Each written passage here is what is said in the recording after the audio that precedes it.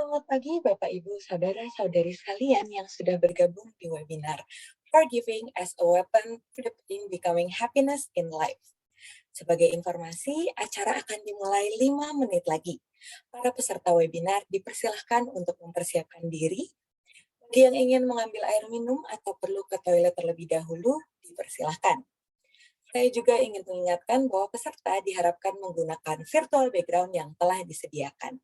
Terima kasih, selamat mempersiapkan diri.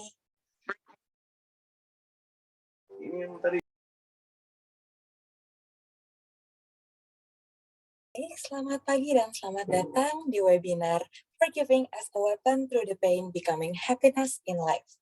Sebelum kita benar-benar memulai acara pada pagi hari ini, saya ingin mengundang salah satu pembicara webinar hari ini, Joan Victory, untuk menyampaikan sesuatu. Kepada Kak Joan, saya persilahkan. Oke, terima kasih Kakak Vel. Selamat pagi teman-teman semua. Terima kasih banyak untuk partisipasinya di dalam webinar ini. Sebelum webinar ini benar-benar dimulai, seperti yang teman-teman udah tahu, saya sedang melakukan penelitian terkait dengan judul webinar kali ini, di mana memang sudah ada beberapa peserta yang mengisi link kuesioner yang sudah dibagikan di grup WhatsApp. Nah, karena memang masih sebagian besar masih belum mengisi, saya sangat mengharapkan kesediaan teman-teman untuk mengisi gitu, karena itu sangat membantu penelitian saya. Jadi saya mohon kesediaan teman-teman, di mana nanti teman-teman bisa sudah lihat di layar teman-teman, bisa di-scan lewat handphone kalau memang agak ribet, dan juga nanti akan ada di kolom chat, bisa diklik juga langsung di sana. Gitu. Kami akan memberikan waktu kurang lebih 5-8 menit ya Kak Avel untuk pengisian, jadi teman-teman tidak usah terburu-buru, kemudian silahkan mengisi sesuai dengan jawaban teman-teman, karena di sini tidak ada jawaban benar dan salah, gitu ya. Sekian dari saya, terima kasih banyak.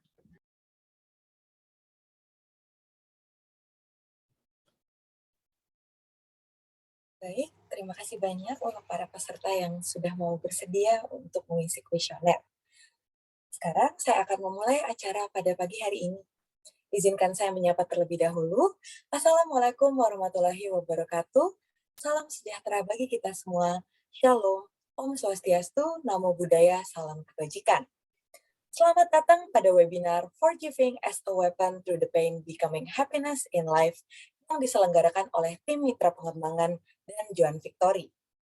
Pertama-tama, perkenalkan saya Avel, dan saya akan memandu acara webinar di Sabtu pagi ini. Saya juga ingin menyapa secara khusus Ibu Ira Adelina MPC Psikolog, selaku co-founder dari tim Mitra Pengembangan sekaligus pembicara pada hari ini. Panitia, seluruh peserta yang sudah hadir dan berkumpul bersama di forum virtual ini. Terima kasih banyak atas antusiasme yang sudah diberikan untuk acara ini. Hingga sebanyak kurang lebih 70 partisipan sudah bergabung pada pagi hari ini, di hari weekend yang cerah ini, dari seluruh Indonesia. Tadi saya melihat datanya ada yang dari Sumatera, ada juga yang dari Kalimantan, Bali, Jawa, Jakarta, dan masih banyak lagi. Selamat datang. Izinkan saya bertanya nih sekarang. Bagaimana kabar Bapak, Ibu, dan saudara-saudari sekalian? Boleh disampaikan melalui reaction Zoom, atau boleh juga dijawab di kolom chat bagaimana kabarnya? Baik, sehat puji Tuhan. Syukur ya, sepertinya semuanya keadaannya baik-baik saja. Baik, terima kasih banyak responsnya. Semoga semuanya memang berada dalam keadaan yang sehat, baik secara fisik maupun mental ya. Pertama-tama, saya akan menyampaikan beberapa peraturan nih teman-teman yang harus dipatuhi demi kelancaran kita bersama pada hari ini. Oke, yang pertama, peserta wajib raise hand jika ingin menyampaikan sesuatu. Yang kedua, jika ingin bertanya secara anonim, silakan mengirimkan personal message pada moderator, yaitu saya sendiri. Bagi 3 penanya dengan pertanyaan terpilih, nanti akan mendapatkan rewards, e-money sebesar Rp50.000. Yang ketiga, jika berkenan dan tidak berkendala sinyal, Peserta dipersilahkan untuk on-cam agar suasana webinar hari ini terasa lebih hidup. Baik, sekian untuk peraturan pada webinar kali ini.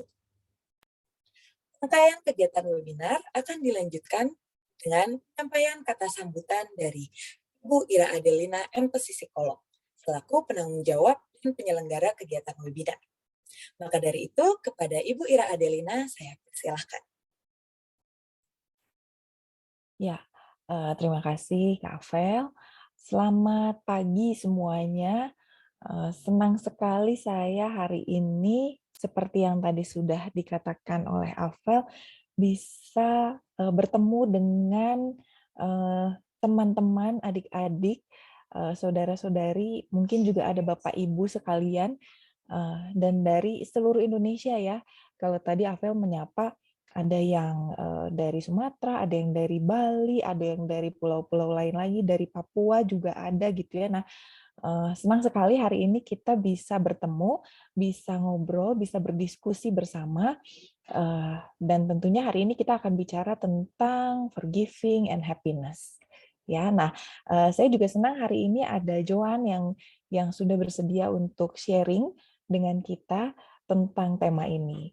Nah, semoga semua hari ini baik pembicara, kemudian audiens, kita sama-sama belajar dan bisa mendapat manfaat ya dari acara ini, sehingga jangan ragu untuk berdiskusi, bertanya. Ada beberapa cara yang bisa digunakan untuk bertanya. Kemudian kami berharap benar bahwa acara ini bisa membuat kita menjadi lebih sehat secara mental, lebih bahagia dalam menjalani hidup, membantu menyelesaikan masalah-masalah yang kita alami gitu ya. Jadi kalau secara fisik sudah banyak kegiatan-kegiatan dari sudut pandang medis gitu ya yang bisa membuat kita jadi lebih bahagia secara fisik dalam hidup.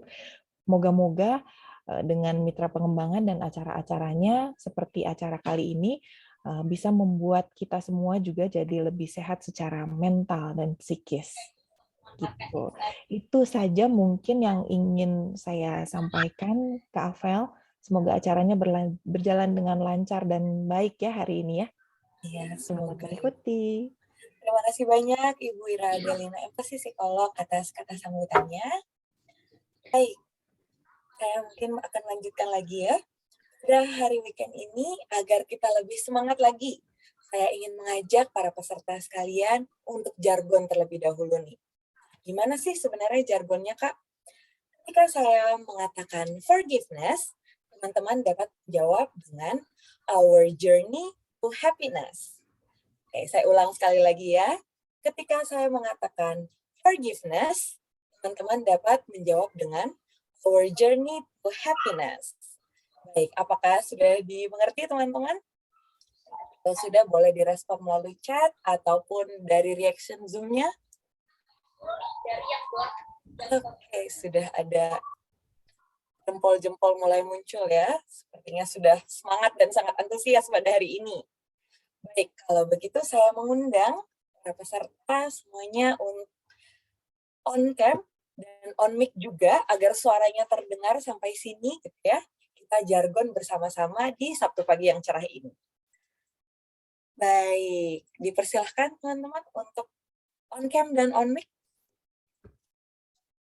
Kita coba bersama-sama ya. 1, 2, 3. Forgiveness, our journey to happiness. Wah, luar biasa sekali teman-teman. Terima kasih banyak untuk partisipasi dan semangatnya. Oke, webinar pada hari ini akan terdiri dari pemaparan materi oleh pembicara, dilanjutkan dengan sharing dan sesi tanya-jawab, penyampaian kesimpulan, dan ditutup dengan sesi dokumentasi. Kegiatan akan berlangsung hingga kira-kira pukul 11 pagi waktu Indonesia bagian Barat. Baik, tanpa berlama-lama lagi, kita akan memasuki kegiatan inti, yaitu pemaparan materi oleh pembicara mengenai tema webinar kita kali ini, yaitu bagaimana menggunakan forgiveness untuk menghadapi pain atau kesulitan dalam hidup, dan pada akhirnya mengizinkan diri kita sendiri untuk menjadi seseorang yang lebih bahagia. Izinkan saya memperkenalkan pembicara pertama yang akan berbagi ilmu dan pengalamannya untuk kita semua. Seperti teman-teman sudah lihat di layar masing-masing, ada Joan Victory, yang merupakan mahasiswa psikologi di Universitas Kristen Maranatha, saat ini sudah di semester akhir, sedang melakukan penelitian terkait topik webinar kita hari ini. Juga sudah certified in Therapeutic Story Play and Basic Applied Behavior Analysis Therapy, dan juga sudah certified di Bisindo, Jawa Barat. Selanjutnya saya akan memperkenalkan juga pembicara kedua, yaitu Bu Ida Adelina Empesi Psikolog. Beliau merupakan co-founder dari tim Mitra Pengembangan, dosen tetap di Fakultas Psikologi Universitas Kristen Maranatha, dan untuk pengalaman bekerjanya sudah tidak perlu diragukan lagi ya teman-teman sekalian. Beliau sudah menjadi praktisioner yang sangat profesional di bidang menjadi psikolog, pembicara, konselor, fasilitator, trainer, dan juga konsultan. Beliau ini sangat baik ya, dan sangat mau untuk berbagi banyak ilmu. Ketika di kelas juga sangat banyak sekali informasi dan juga wawasan yang beliau selalu bagikan kepada para mahasiswanya, termasuk saya. Jadi kita sangat beruntung untuk mendapatkan beliau sebagai pembicara pada hari ini. Baik, kalau begitu saya akan menyambut bicara pada hari ini. Yang pertama, Joan Victory, saya persilahkan untuk memaparkan materi. Oke, terima kasih untuk moderator Agnes Afelia atau Kak Afel ya. Apakah suara saya terdengar dengan baik, teman-teman? Oke. Sebelum kita mulai, selamat pagi teman-teman di seluruh Indonesia. Awalnya saya shock, ternyata pesertanya cukup beragam. Bahkan ada dari Lampung, ada dari Lubuk Linggau, dari Pulau Sumatera juga ada, kemudian ada dari Jambi gitu ya. Udah banyak banget deh. Saya juga agak kaget ternyata memang mencakup seluruh Indonesia, kira-kira ada perwakilannya di sini gitu ya. Kalau kita sendiri ada di Kota Bandung nih, kita Joan, Avel, kemudian Ibu Ira, kita sama-sama ada di Kota Bandung gitu ya. Barangkali teman-teman wondering gitu ya, ini kakak-kakaknya dari mana sih, Ibu Ira ini dari mana gitu ya. Nah, sebelum mulai, izinkan saya memperkenalkan diri juga secara langsung. Perkenalkan, nama saya Joan Victory gitu ya. Bisa dipanggil Joan kalau misal memang ingin akrab gitu ya, teman-teman. Nah, terima kasih juga sebelumnya. Ini weekend, pagi-pagi ya teman-teman. Bahkan tadi jam 8, setengah 9 ya Kak Avel, kita lagi sounding, bahkan udah ada yang join teman-teman. Kayaknya semangat banget gitu ya. Kita lebih semangat dari pembicaranya gitu ya. Ini masih pagi-pagi, jadi kita ngumpulin dulu tenaga kali ya, warm up dulu. Tadi udah diajarin sama Kak Moderator, Kak Avel, untuk jargon. Jargonnya tadi forgiveness, our journey to happiness gitu ya teman-teman. Nah, kita mulai lagi jargon sekali lagi untuk warm up tenaga. Oke teman-teman? Jadi nanti saya akan pandu, saya akan mengatakan forgiveness, teman-teman bisa jawab dengan our journey to happiness. Oke? Kita mulai ya. Forgiveness, our journey to happiness. Terima kasih teman-teman, terima kasih banyak untuk responnya ya. Meskipun ini masih pagi-pagi dan weekend gitu. Nah, sebelum kita mulai, di sini di layar teman-teman udah banyak data-data atau cuplikan-cuplikan berita. Bahkan ini nggak cukup banyak sih sepertinya ya, nggak mencakup semua berita yang ada. Dan ini, Dan ini berita-berita ini pun cuma dari Indonesia, teman-teman. Nggak di seluruh dunia ya, jangan jauh-jauh dulu deh. Kita cuma ngomongin berita-berita di Indonesia. Di sini ada berbagai macam tindakan kekerasan yang mungkin korban mulai speak up atau mungkin mulai terdengar, atau bisa jadi sebenarnya tema-tema seperti ini mulai muncul di timeline Instagram teman-teman. Gitu ya, nggak asing lagi, makin banyak dan jenisnya pun beragam. Ada kekerasan fisik, terus di sini ada kekerasan seksual, seperti bisa teman-teman lihat, dan masih banyak lagi. Next. Nah, karena nggak cukup cuma satu layar ya teman-teman, bahkan ini cuma 2 layar saya masukin, karena kalau semua dimasukin nggak akan cukup. Ya, ini tuh banyak banget kasusnya, dan yang paling hangat diperbincangkan belakangan ini mungkin di sebelah kiri, atau mungkin setidaknya pernah nongol di timeline Instagram teman-teman. barangkali ya, ada teman-teman yang ngikutin juga atau bahkan kenal siapa ini Shannon Wong. Beliau ini memang selebgram tanah air. Jujur saya nggak tahu awalnya siapa sih Shannon Wong ini. Oh ternyata dia selebgram tanah air. Bahkan saya mengenal beliau gitu, bukan mengenal secara langsung ya teman-teman. Beritanya terdengar sampai telinga saya karena muncul di timeline Instagram saya, di mana beliau memposting gitu ya video di Instagram di saat mendapatkan kekerasan. Kemudian masih banyak lagi seperti yang teman-teman udah lihat.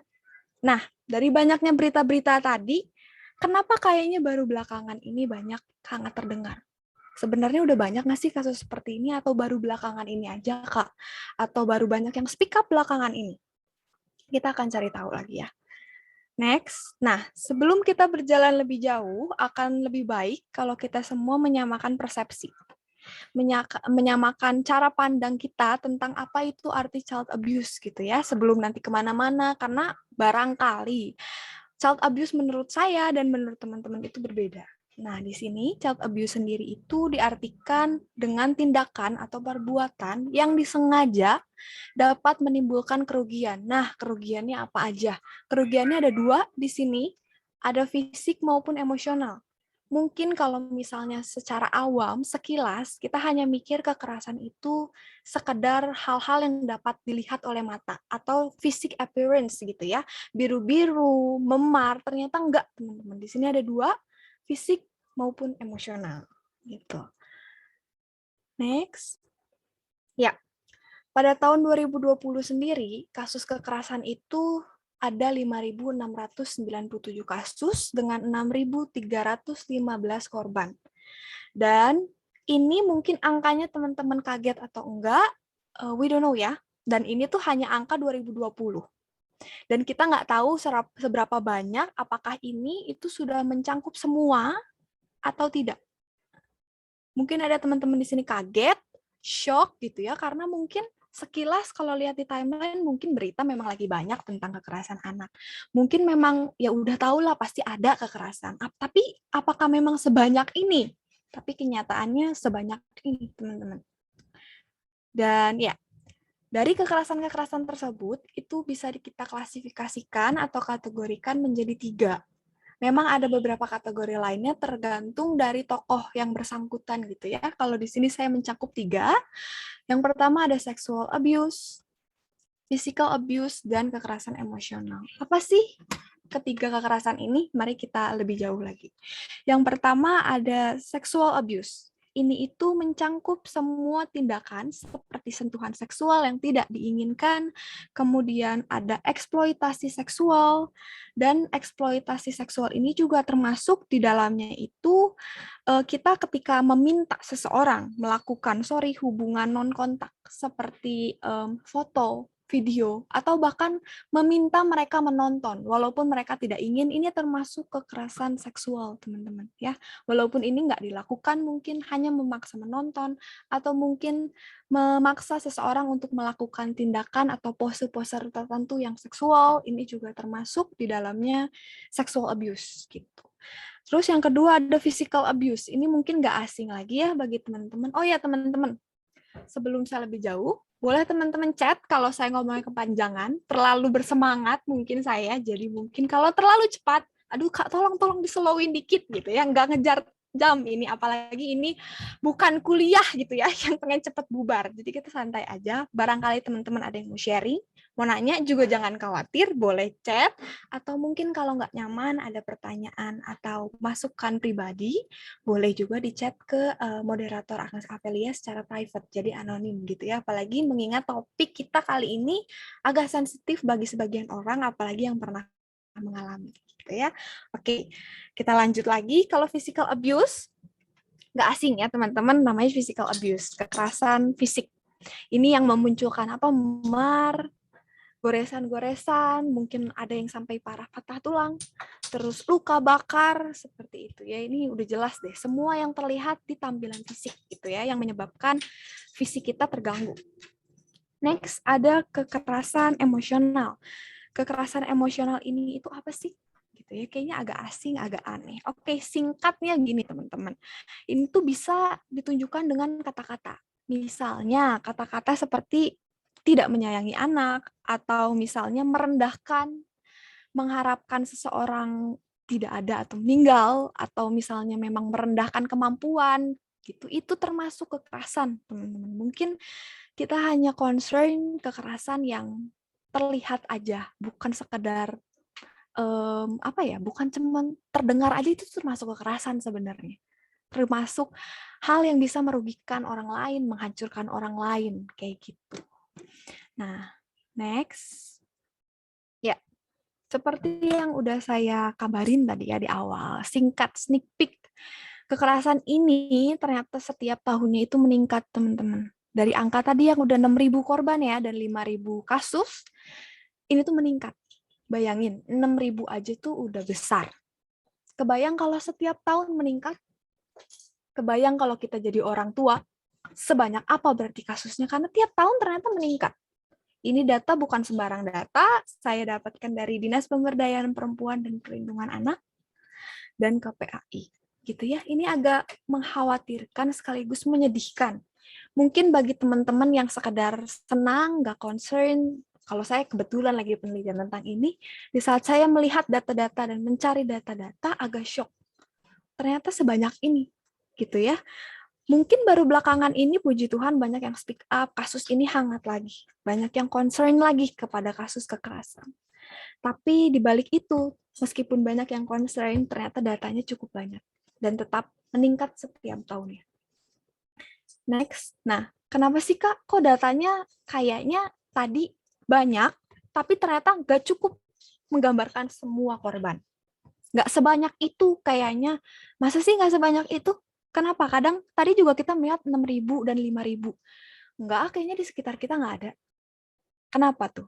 Karena ini teman-teman, iceberg phenomenon atau fenomena gunung es. Apa sih Kak fenomena gunung es? Kayak gaya namanya keren gitu ya. Fenomena ini itu di mana yang tampak, angka yang terlihat itu kecil. Hanya tampak di permukaan. Kayak tadi 5.000 dan 6.000 korban gitu ya.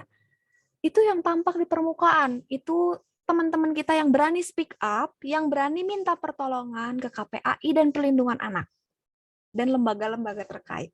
Tapi pernah nggak teman-teman pikir banyak korban-korban yang nggak berani speak up, nggak berani menyuarakan, nggak berani minta tolong, dan nggak berani ngomong juga cerita apa yang dirasakan mereka atau kekerasan yang dirasakan mereka. Dan itu menyedihkan sekali, teman-teman. Kebayang? Apalagi kalau misalnya kasus-kasus itu mereka rasakan dari kecil dan masih berlangsung sampai detik ini. Atau bahkan kasus tersebut masih menghantui mereka. Walaupun itu terjadinya waktu mereka kecil atau mereka remaja, tapi mereka sekarang udah tumbuh, tapi masih terbawa. Karena ternyata memang nggak semua korban berani speak up, dan kebanyakan cenderung tidak. Barangkali kita salah satunya, atau bahkan teman terdekat kita, sekeliling terdekat kita, yang bahkan kita tuh nggak sadar mereka merupakan korban kekerasan. Gitu. Next. Nah, dari banyaknya data tadi, mungkin ada yang bertanya, kenapa sih bisa banyak banget datanya? Emangnya siapa yang melakukan kekerasan? Ternyata 78% yang melakukan kekerasan tersebut, jenis apapun ya tadi ya, ada beberapa jenis, itu 78% orang tua. Mungkin bagi yang cukup beruntung hidupnya, masa sih bisa berpikir gitu ya, masa sih ada sih orang tua seperti itu?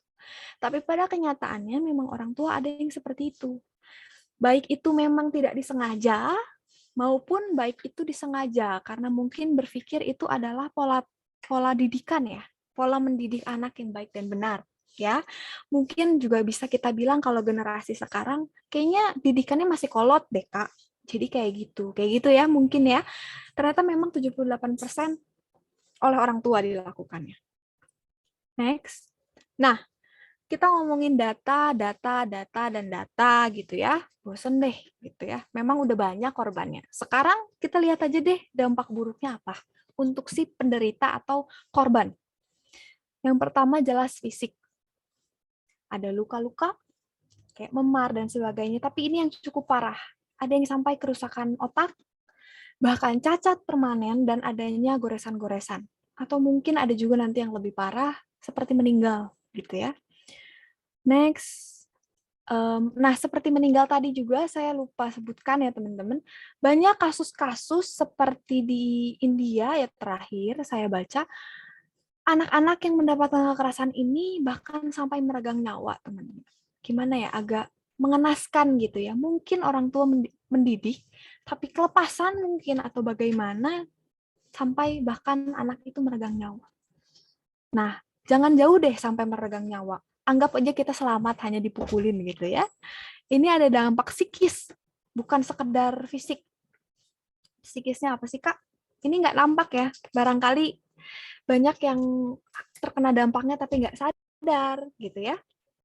Ini ada yang pertama, lower sense of self-worth atau merasa harga diri rendah, merasa memang tidak penting, tidak berharga begitu ya. Selanjutnya ada ketidakmampuan individu untuk berhubungan dengan teman sebaya. Ini singkatnya atau sepelenya begini. Bukan berarti mungkin mereka nggak punya teman. Mungkin bisa berteman, tapi mungkin mereka merasa nggak nyaman. Saya kayaknya kenapa ya tiap temenan tuh nggak ngerasa nyaman.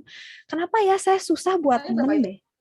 Gitu. Kenapa ya saya itu agak susah untuk nyambung dengan teman-teman, untuk bisa berkenalan, punya relasi dengan teman-teman. Ini termasuk gitu ya. Kemudian masa perhatian tereduksi atau gampang nggak fokus, gampang teralih gitu ya.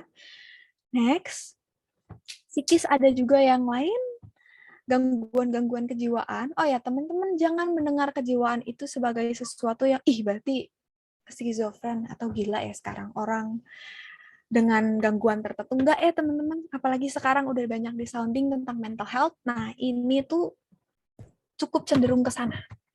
Yang pertama ada depresi, kecemasan yang berlebihan, gangguan identitas, dan bertambahnya resiko pikiran untuk bunuh diri.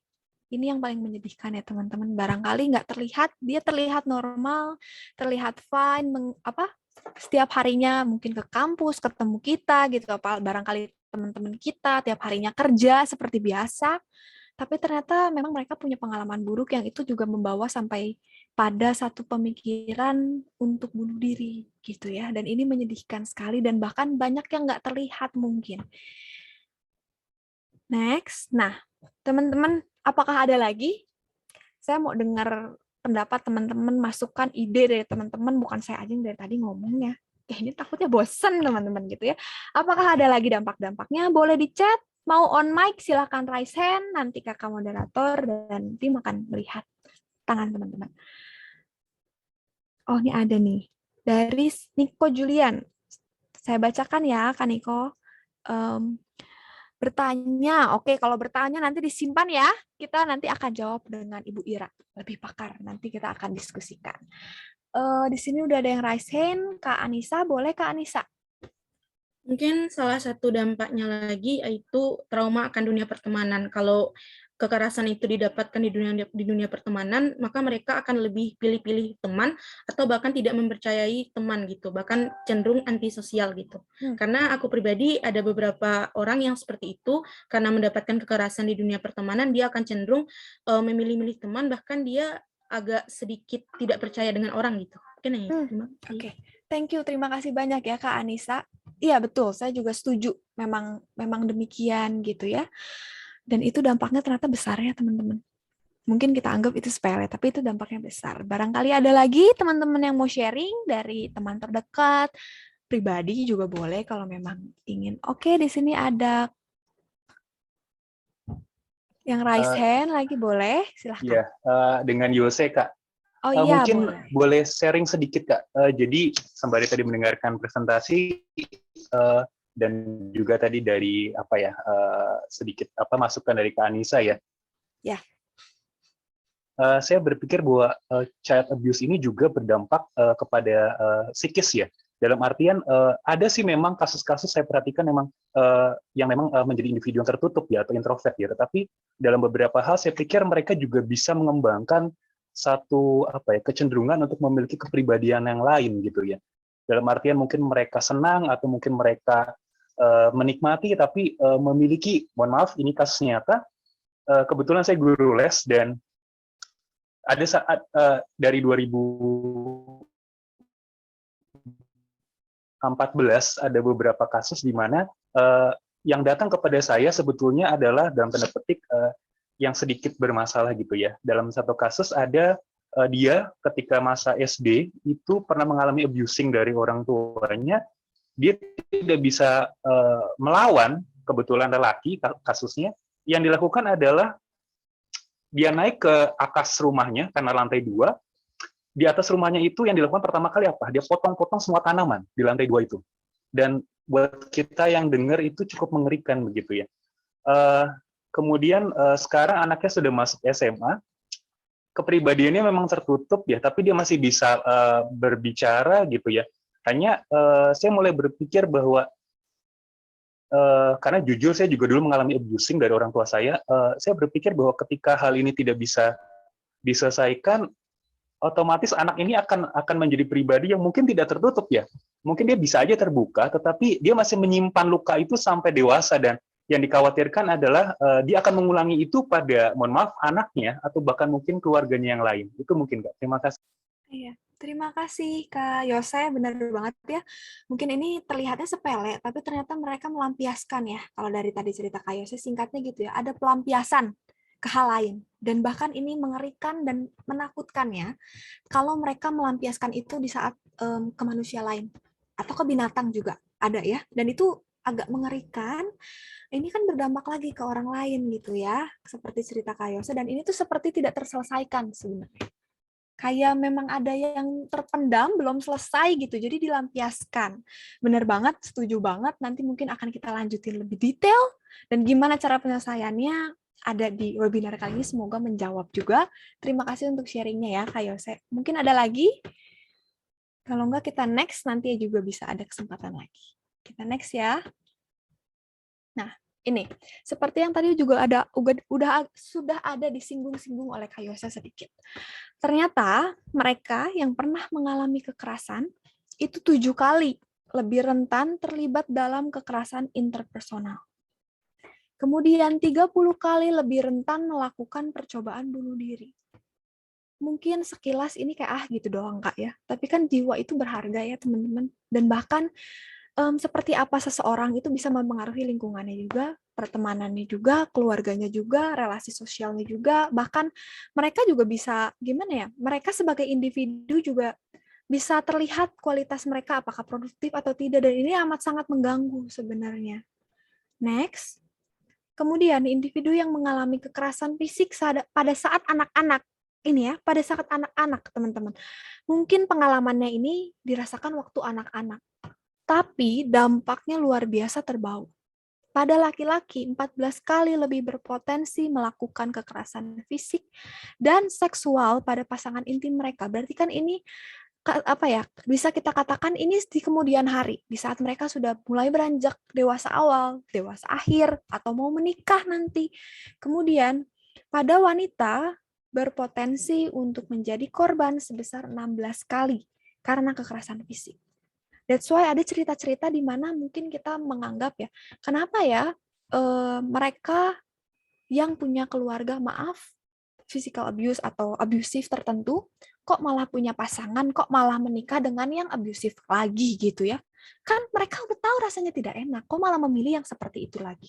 Jangankan ke pasangan menikah jauh-jauh ya teman-teman, sekarang ini juga banyak yang baru berpacaran gitu ya, baru masa pengenalan, belum menikah. Sudah ada yang merasakan tindakan abusif. Padahal maaf, mereka juga ada yang punya pengalaman itu pribadi, tapi mereka secara tidak sadar melakukan itu kepada pasangan mereka. Atau bahkan secara tidak sadar mendapatkan pasangan yang seperti itu juga, melakukan kekerasan kepada mereka. Gitu ya. Mungkin itu hanya selentingan-selentingan kita dengar, tapi memang ini menurut penelitian juga berpengaruh. Memang ada pola-pola tertentu yang menjadikan mereka mungkin memilih atau menjadi seperti itu karena ada pengalaman di masa lalunya. Gitu. Next, nah ini ada video. Bisa teman-teman tonton terlebih dahulu videonya. Sebentar, saya siapkan dulu ya.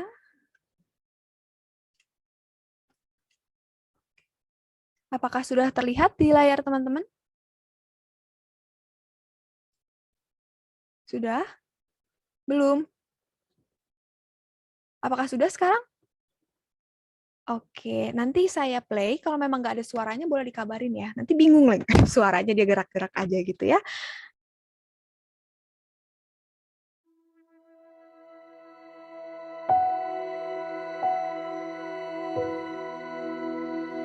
I used to do a lot of bad things. I liked to break stuff. I thought I was different because I felt angry all the time. Sometimes I wondered, If something was wrong inside me, I felt sad all the time and nobody else seemed to. Sometimes I felt so different from Lily and my friends. I just wanted to cry. Abuse causes a lot of emotions that can affect kids in different ways. It can make you feel anger, or like fighting and yelling. It can make you sad or isolated, and even make you have dark thoughts. Abuse is like a thorn in your hand that hurts until you take it out. The pain can change how you see the world. It made Mateo angry and get in trouble in school. It made Amber feel like she was all alone and would never be happy again. Both felt something hurting inside and thought no one would understand why. I didn't remember what it was like to wake up without a nightmare. I'd feel sad most of the day after, and like I was in a fog. Mom would ask how I was, but I couldn't think of anything that would make her happy. The only thing I could think about was the only thing I didn't want to think about. When my stepdad would take me to the spare room and sexually abuse me. The principal said he was tired of seeing me in his office. I saw him last week for yelling in class, and because I tripped a girl, and because I got in a fight after school. The principal asked me why I was so angry, and I said I didn't know why. He asked why I threw a rock at the car that day, and I couldn't talk.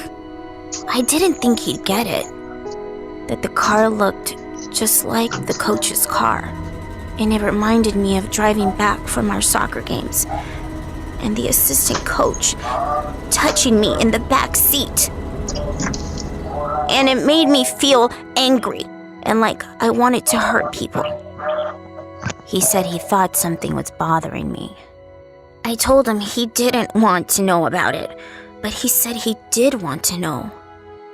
He said whatever it was, he might be able to help. And I believed him. So I told him about the abuse. Lily noticed my arm. She asked if I hurt myself. I told her I feel bad about myself sometimes. Like something was broken inside me and I'm different from everyone else. She said we weren't different, but she didn't understand what was wrong. So I told her I had a secret that hurt me to keep. And for some reason, I started to tell her about the abuse. After I told, I didn't feel so angry anymore. I felt like myself again. I felt like I didn't have to keep my sadness all to myself. After telling about the abuse, I didn't feel so alone. I could talk to my friends and feel happy. I didn't feel like something was wrong inside me anymore. Abuse is a terrible secret to keep. It made Amber's entire world seem dark and sad, and her behavior became dark and sad too. Abuse made Mateo feel angry. He hurt people and broke things without knowing why. All those confusing emotions made them feel like something was wrong inside, but it was the abuse that made them feel that way. Keeping a secret about abuse hurts, and our behavior shows how we feel inside. Talking about abuse can help take the pain away and help us feel better, just like Amber and Mateo. Ya, teman-teman, gimana videonya? Dapat dipahami nggak? Atau dapat insight gitu ya dari video itu? Boleh, mungkin saya singkatkan aja di sini ya.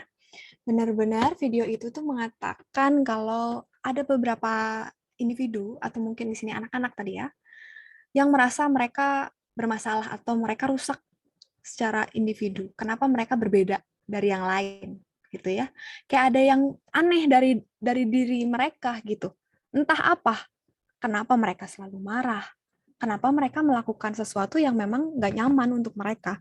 Dan sebenarnya itu disebabkan karena pain, rasa sakit mereka tentang kekerasan yang dialami mereka.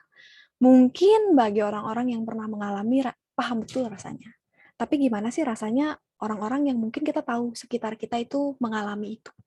Tapi kok kayaknya kita bingung mau ngapain, dia kenapa sih? Tapi kita dapat merasakan there is something wrong dengan orang-orang tersebut gitu ya. Berarti memang di sini pengalaman kekerasan itu amat sangat membawa dampak. Kekerasan baik itu hanya verbal aja, kata-kata nggak enak aja. Mungkin itu terbawa. Mungkin yang dari 20 tahun lalu, 5 tahun lalu waktu kita SD, atau waktu kita anak-anak main waktu SMP, di geng mungkin diomongin apa, itu bisa terbawa sampai kita dewasa. Gitu. Dan bahkan itu semua kekerasan-kekerasan tersebut, baik itu apalagi fisik, seksual, itu lebih bayang-bayang menghantui teman-teman. Secara sadar, nggak sadar, itu bawa pengaruh ke kita. Baik itu cuman fisik maupun psikis yang kebawa terus, gitu ya. Next, sekarang. Apa yang ingin teman-teman capai dalam hidup? Boleh direnungkan dulu.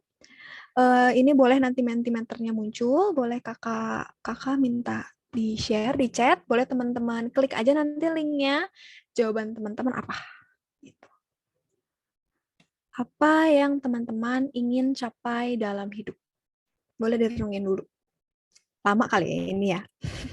Jangan sampai lama-lama ya teman-teman, ini webinar cuma sampai jam 11 gitu. Apa yang kira-kira teman-teman inginkan? Nah, udah muncul di chat link Mentimeter. Boleh diklik. Dengan nanti masukin aja kodenya di sini ada di atas layar teman-teman. 23 78 84 34. Oke, udah ada jawaban 1 kebahagiaan. Yang lain banyak tapi bingung. Oh, boleh deh yang banyak, boleh disantumin kita diskusi bersama banyak itu kira-kira apa ya? Bisa jadi ya, karena kan kita dalam hidup ingin yang banyak yang kita capai. Kepuasan dalam hidup, peace and happiness. Pengen diperlakukan layaknya manusia. Oke. Lot ya, tiap orang beda-beda. Ada lagi barangkali teman-teman kalau kesulitan boleh di chat nih. Aku mau tidak bergantung ke orang lain, membahagiakan orang tua. Karena semua teman aman saja, oke. Hidup tanpa beban pikiran, lulus S1, punya pekerjaan, hidup stabil, punya banyak bekal, pahala buat akhirat, banyak manfaat buat lingkungan, aktualisasi diri, ingin jadi psikolog, bahagiain diri sendiri dan banggain orang tua. Oke, udah cukup banyak jawabannya. Belajar, masih muncul. Belajar dan menolong yang membutuhkan, sembuh mental, ingin membahagiakan orang tua, mencapai cita-cita saya, ikhlas memaafkan, mencapai kedamaian, dan lain sebagainya. Oke, kita balik lagi ke presentasi ya teman-teman. Dari semua tadi yang udah kita lihat di layar teman-teman, gitu ya, itu semua itu ternyata tentang kebahagiaan nggak sih? Apakah itu ujung-ujungnya kebahagiaan lagi nggak sih? Kayak tadi, membahagiakan orang tua. Berarti membahagiakan orang tua membawa juga kebahagiaan bagi diri kita. Kemudian tadi ada memaafkan semua hal, sembuh mental. Sebenarnya itu untuk apa? Untuk kita merasa tenang dan damai, dan kita mencapai kebahagiaan. Benar nggak sih teman-teman? Terus apalagi tadi ya, mencapai S1 dan mendapat kerjaan, stabil dari finansial. Sebenarnya itu untuk apa? Untuk kebahagiaan lagi. Itu kalau aku dapat simpulkan, itu semuanya itu manusia itu mencari kebahagiaan. Benar nggak sih teman-teman? Karena memang salah satu tujuan tertinggi dari manusia itu bahagia. Kalau memang tujuan tertinggi manusia adalah uang, memang kita nggak anti uang ya, kita kan butuh juga uang, barangkali butuh juga kayak si skakol gitu ya, bergelimang harta juga ingin gitu ya, butuh kan, segala sesuatu butuh uang. Tapi apakah uang segalanya? Tidak. Kalau enggak, kita nggak akan banyak dengar orang-orang kaya bunuh diri meninggalnya. Kemudian kalau misalnya tahta dan jabatan itu segala-galanya yang kita cari, Kita nggak akan dengar juga berita orang-orang yang terkenal udah punya jabatan tertentu melakukan bunuh diri mengakhiri hidup. Jadi sebenarnya apa berarti yang penting dalam hidup? Memang segala sesuatu itu penting, cita-cita itu mungkin ada. Tapi yang paling penting kita memang cari kebahagiaan. Ya kan teman-teman? Nah, daripada saya ngomong sendiri nih, kebahagiaan apa, mau dengar dari teman-teman, setuju apa enggak? Sebenarnya yang kita cari kebahagiaan. Uang, jabatan, itu sebenarnya untuk kita juga mencapai kebahagiaan kita. Boleh dipilih, annotate teman-teman di yang more, di layar teman-teman, kemudian klik annotate, di vote di sebelah mana, apakah teman-teman setuju atau tidak setuju. Boleh. Oh, ada yang banyak juga di chat nih, 7, 8, 9, 10. 9, oke, berarti garis besar, tidak ada yang 6 ke bawah ya, puji Tuhan. Berarti kita satu suara semua ini setuju kebahagiaan yang kita cari dalam hidup ya. Dari chat masih muncul 9, 10, 10. Oke, terima kasih untuk responnya teman-teman ya. Berarti banyak dari kita setuju. Kita next. Nah, ini muncul yang paling penting. Oke Kak, kita sepakat tujuan dalam hidup ingin kebahagiaan. Tapi orang yang biasa aja, yang nggak ada pengalaman abusif aja, susah. Belum tentu bisa mencapai kebahagiaan, bener nggak? Sekarang gimana orang-orang atau teman-teman yang punya pengalaman abusif? Masa iya sih masih bisa bahagia? Bener nggak? Kayaknya kita biasa aja nggak ada masalah, lagi nggak ada masalah lah ya. Belum tentu orang, nggak mungkin nggak ada masalah.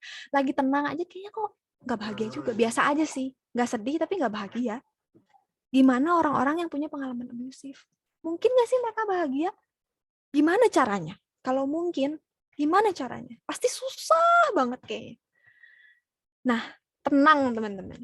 Ada jawabannya. Puji Tuhan webinar ini terjalin ya teman-teman, ada gitu. Mungkin siapa tahu bisa membantu teman-teman dan mungkin bisa membantu juga rekan-rekan saudara terdekat jika memang ada pengalaman abusif, karena bisa. Siapapun bisa menjadi bahagia. Gimana caranya? Kita undang pakarnya setelah ini, pembicara yang lebih expert, berpengalaman, mengalami banyak klien-klien gitu ya. Kita dengar-dengar lebih banyak dari beliau, banyak dapat ilmu dari beliau. Jadi selanjutnya akan saya serahkan kepada Ibu Ira Adelina. Saya persilahkan. Oke, makasih Joan.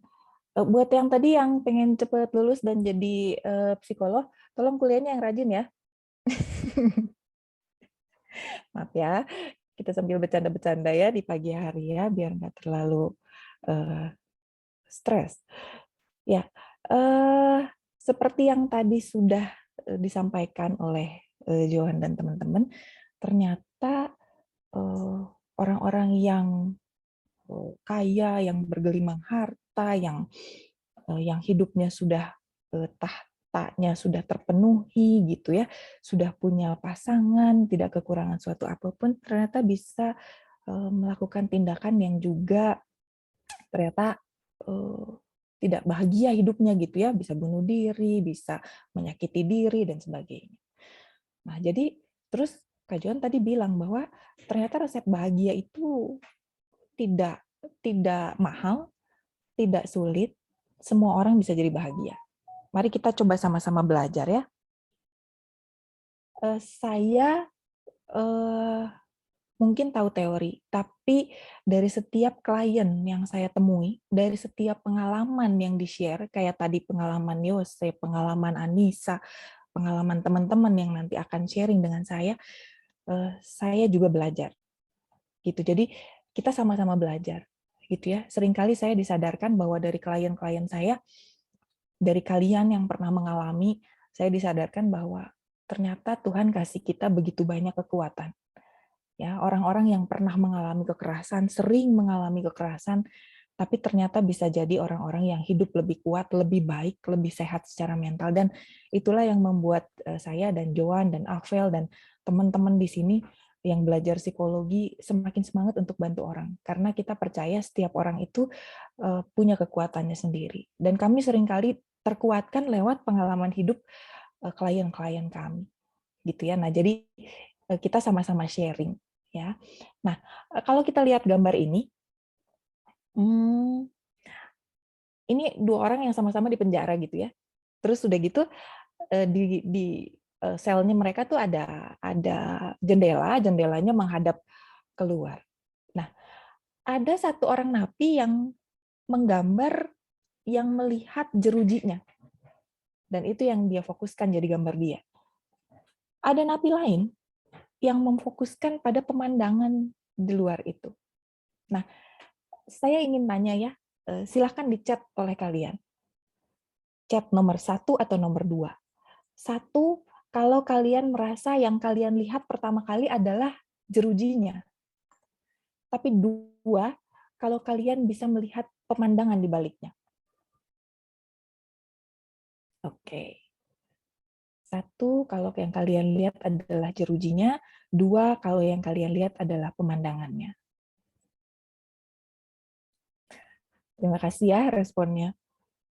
Saya dan Joan jadi nggak merasa sendiri banget ya kalau kalian merespon dan kasih itu. Betul. Nah, nanti saya akan jawab ya. Ada yang kritis juga tuh di situ, di chat. Ya. Oke. Ya, terima kasih. Terima kasih jawabannya. Lihat ya, bahwa dari satu situasi, satu kejadian, kita bisa punya persepsi, bisa punya cara pandang, bisa punya perspektif yang berbeda-beda tentang satu situasi. Ada yang melihat jeruji, ada yang melihat pemandangan. Gitu ya. Ada yang melihat hal negatifnya, ada yang melihat hal positifnya. Nah, lihat bahwa dalam satu situasi itu ternyata kayak dua sisi mata uang. Selalu akan seperti itu. Selalu akan seperti itu. Kita mau lihat yang positifnya bisa, tapi ada juga yang negatifnya. Atau sebaliknya, kita mau lihat yang negatifnya juga bisa, tapi akan selalu ada yang positifnya. Gitu ya. Nah, terus hal yang menarik tadi adalah yang Yose bilang. Napi yang kanan itu orang buta ya, Bu ya? Iya, dia pakai kacamata hitam ya. Mungkin itu juga yang membuat dia jadinya tersamarkan dengan jeruji-jeruji hitam itu. Gitu ya. Karena dia sudah terbiasa tuh lihat jeruji hitam itu. Jadi yang kelihatan sama dia adalah pemandangannya. Maksudnya apa? Maksudnya kadang-kadang kalau sudah terbiasa hidup dalam kesulitan, dalam masalah, dalam situasi yang kita harus fight gitu ya, ternyata yang jeruji hitam itu itu nggak terlalu jadi masalah buat dia. Kenapa bisa begitu? Ya, mungkin orang itu yang jadi lebih kuat, orang itu yang jadi lebih terbiasa, orang itu yang jadi beradaptasi. Sehingga dia bisa lebih fokus kepada hal baik di baliknya. Dan ini tentunya akan berbeda. Itu juga yang akan nanti membedakan bagaimana proses memaafkan ya. Nah, sekarang coba kita lanjut dulu ya. Terima kasih ya masukan-masukannya. Nanti kita lanjutkan. Next. Oke. Siapa sih yang mau mengalami kekerasan? Toh nggak ada yang mau. Gitu ya. Situasi itu terjadi di luar kendali kita, di luar kontrol kita. Ya, seringkali klien-klien saya juga berkata, Bu, itu kan bukan salah saya. Itu kan terjadinya di luar kemauan saya. Kadang-kadang saya nggak ngapa-ngapain aja saya bisa dipukulin kok. Gitu ya. Nah, betul. Betul.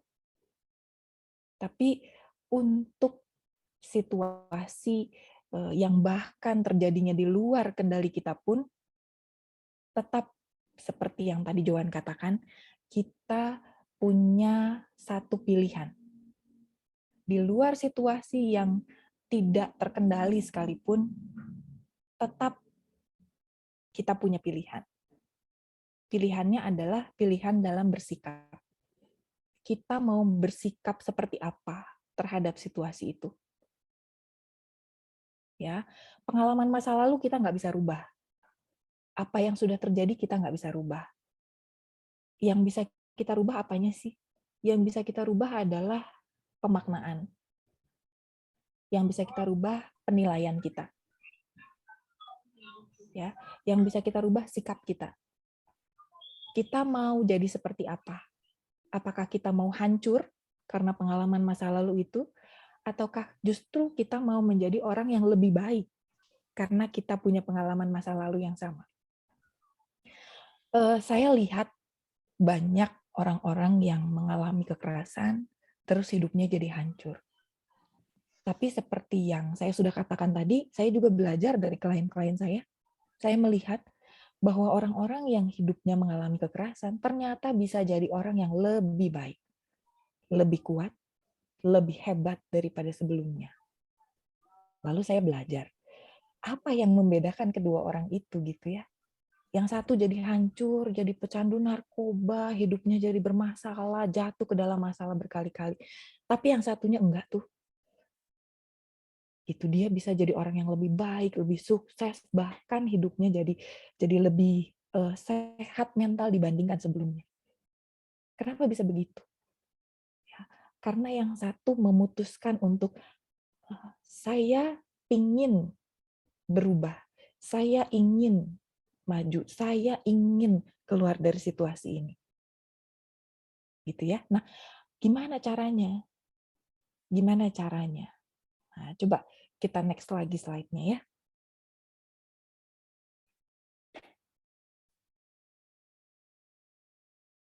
Oke. Berkali-kali tadi diingatkan bahwa kebahagiaan itu bisa diciptakan dari diri kita sendiri. Kenapa begitu? Karena kebahagiaan itu hasil dari penilaian kita. Dan penilaian kita bisa kayak tadi. Kita mau menilai seperti apa? Mau menilai hanya positifnya, mau menilai hanya negatifnya, atau kita mau menilai ada positif, ada negatifnya. Gitu ya. Sehingga memungkinkan kita untuk bisa memilih. Kita yang milih. Kita mau milih seperti apa. Gitu ya. Pilih pengalaman, pilih perasaan, pilih makna yang bisa bermanfaat buat kita. Jangan pilih memori, jangan pilih perasaan, jangan pilih sikap yang justru bisa menghancurkan kita. Nah, pilihan, itu pilihan. Gitu ya. Jadi ingatkan ke diri kita sendiri bahwa pilih hal yang baik dan bermanfaat dan berguna buat kita. Jangan pilih hal yang justru bisa menghancurkan kita. Karena pilihan itu adanya di diri kita, kita yang milih. Gitu ya. Oke. Next. Nah, sekarang kita bicara tentang forgiveness. Kalau forgiveness arti bahasa Indonesianya memaafkan, itu pasti semua udah tahu ya. Nah, tapi konkretnya kayak apa sih yang namanya forgiveness? Kita bisa lihat lagi di slide selanjutnya. Ini dia. Forgiveness itu sikap seseorang yang telah disakiti untuk tidak membalas dendam, tidak menjauhi pelaku, dan sebaliknya ingin berdamai dan berbuat baik. Gitu ya, walaupun pelakunya telah melakukan perilaku yang menyakitkan. Tapi tentunya orang-orang juga banyak yang berpikir, waduh, susah banget ini, Bu. Iya, susah. Gitu ya. Nah, nanti kita lihat bahwa semuanya itu ada prosesnya. Ya. Oke, mari kita next lagi ya. Nah, maka kalau begitu yang namanya unforgiveness itu apa? Unforgiveness itu adalah sebaliknya berarti ya, emosi-emosi negatif yang terdiri dari kebencian, kepahitan, memusuhi, rasa ingin balas dendam, kedengkian terhadap pengalaman yang sudah pernah kita alami. Ya. Nah, kenapa seringkali saya mengatakan memaafkan itu sebenarnya pertama kali kegunaannya itu bukan buat orang lain, Apalagi bukan buat pelaku, bukan. Tapi buat diri kita sendiri. Kenapa begitu?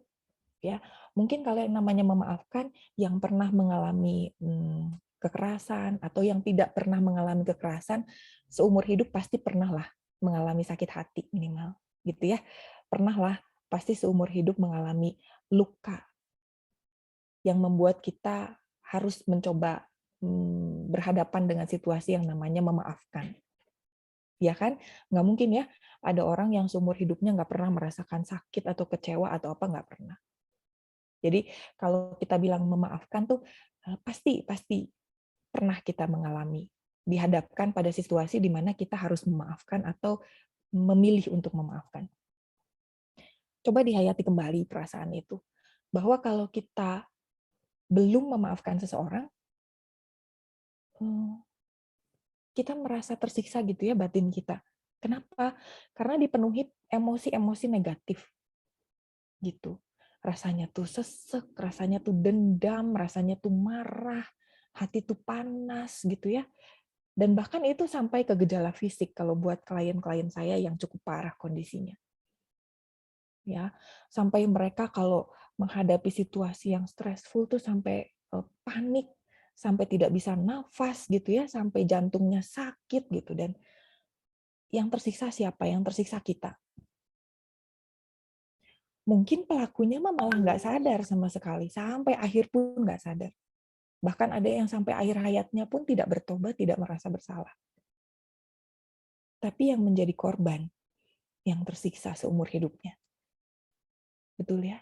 Nah, pada saat kita mulai memaafkan, yang terasa di diri kita juga, perasaan-perasaan negatif itulah yang berkurang. Jadi itulah kenapa saya sering kali bilang sama klien saya, kamu nggak usah pikirkan pelakunya dulu pertama kali.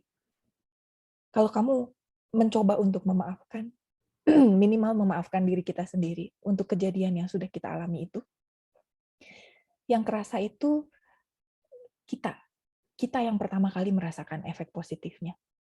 Perasaan jadi lebih lega, jadi lebih bisa tidur setidaknya kalau malam gitu ya.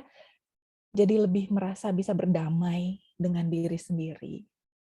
Nanti lama-lama akan berangsur-angsur, tambah lama tambah menguat perasaan itu. Nah, jadi kondisi-kondisi stres, tekanan, tensi yang tinggi, kemudian kecemasan yang tinggi itu berkurang dengan kita mulai bersedia untuk memaafkan. Ya. Nah, oke, kita next lagi ya. Ya, kenapa sih memaafkan itu nggak gampang? Iya, saya juga paham. Ya, saya juga terbayang bagaimana rasanya orang yang mendapat perlakuan abusive dan itu bertahun-tahun. Tentunya nggak mudah memaafkan. Kalau itu hanya dialami satu kali dan kemudian pelakunya langsung minta maaf, tentunya akan lebih mudah untuk kita memaafkan, ya kan? Tapi kalau itu dilakukan oleh orang dekat, orangnya nggak merasa salah, dan orangnya melakukan itu bertahun-tahun, tentunya buat kita nggak gampang untuk memaafkan. Ya, jadi ada bermacam-macam faktor yang membuat orang juga jadi sulit memaafkan. Saya bisa paham banget itu. Gitu ya. Oke, kita lanjut lagi ya.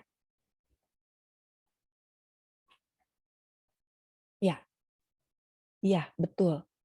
Ya, ada yang sampai bilang, tapi wajar kan kalau seseorang merasakan emosional, wajar banget. Ya, mungkin bukan hanya korbannya. Misalnya kalau itu amit-amit anak saya, misalnya gitu ya, yang mengalami itu, sebagai orang tua juga tentunya kita nggak terima, ya kan? Apalagi korban yang bersangkutan, nggak akan dengan mudah bisa menerima situasi itu. Gitu ya. Oke.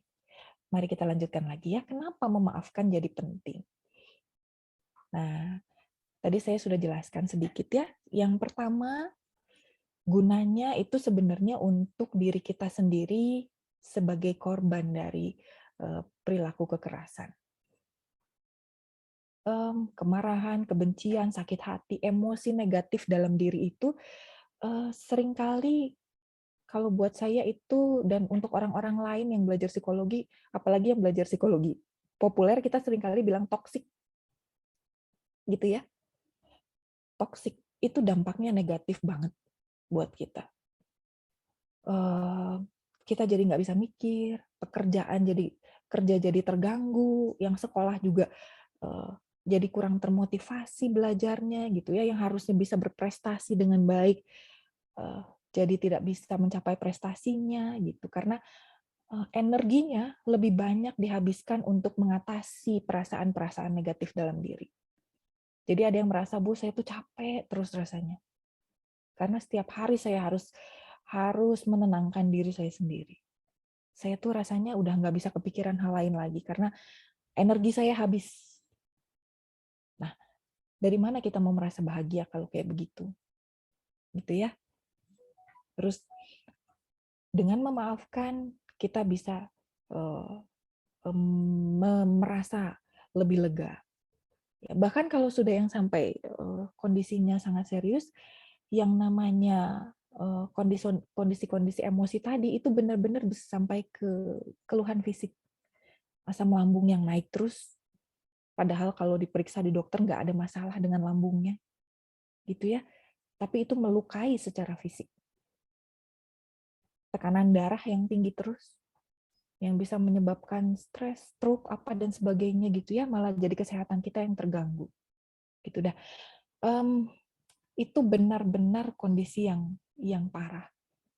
Sehingga dampak kalau tidak memaafkan juga tentunya kita sudah bisa rasakan negatif gitu ya, baik secara psikis, secara fisik gitu ya. Nah, next lagi ya. Oke. Jadi kalau gitu yang namanya proses memaafkan tuh kayak apa sih? Ya. Kalau kita lihat, kalaupun mau memaafkan, nah seperti yang tadi dikatakan, segala sesuatu yang terjadi dalam hidup kita ini itu melewati proses penilaian kita. Ya, jadi kejadiannya, pengalamannya ada, tapi pemaknaannya itu adanya di dalam kepala kita. Maka yang bisa kita lakukan pertama kali adalah kita menilai kembali, memaknakan kembali situasi itu. Kita tidak melupakan hal negatifnya, tidak. Gitu ya. Dampak negatifnya ada, iya. Dan itu benar-benar harus diakui. Karena kalau kita tidak akui, kalau kita bilang, enggak kok, saya fine-fine aja, saya bahagia-bahagia aja, saya baik-baik aja. I'm okay gitu ya. Tapi ternyata di dalam kita masih menyimpan rasa marah, dendam, dan sebagainya, itu juga akan jadi penyakit buat kita. Jadi mengakui perasaan bahwa saya marah, saya tidak terima, saya ingin bales, saya tidak bisa memaafkan, itu harus diakui. Gitu ya, itu harus diakui. Ya. Nah, tapi kita juga harus belajar melihat sisi positif dari kejadian itu. Gitu ya. Apa hikmah yang bisa saya dapat dari kejadian itu? Nah, jadi dari setiap kejadian, evaluasi kembali, negatifnya ada, tapi kita harus bisa ambil nilai positifnya. Sehingga kemudian perasaan yang negatif bisa berkurang, perasaan yang positif bisa lebih tinggi jadinya. Gitu ya. Next ya. Oke. Ya. Kenapa dibilang tadi ya, forgiveness itu satu proses? Iya, karena untuk orang yang mengalami luka, yang lukanya kecil, baiknya sembuhnya cepat. Tapi kalau lukanya itu dalam, proses pemulihannya juga akan lama. Ya, dan itu tidak bisa terjadi secara instan bahwa saya mau memaafkan. Terus udah gitu, say sorry dan beres. Ternyata enggak. Ya. Nah, kita lihat dulu Oke, ya. Jadi tahapannya pertama nih dari no forgiveness. Kondisi ini kita benar-benar belum bisa memaafkan. Ya, kalau ini baru terjadi, ini terjadinya lama dan sebagainya, kita belum bisa memaafkan. Yang kedua adalah hollow forgiveness. Ketika pihak yang tersakiti bisa mengekspresikan forgiveness secara umum. Ini misalnya kalau kita bilang, ya udah deh, saya maafin. Tapi ekspresi wajahnya masih judes gitu ya. Terus ngomong maafinnya juga dengan kata-kata yang galak gitu. Iya, gue maafin. Tapi kok maafinnya nyentak gitu ya. Nah, kenapa?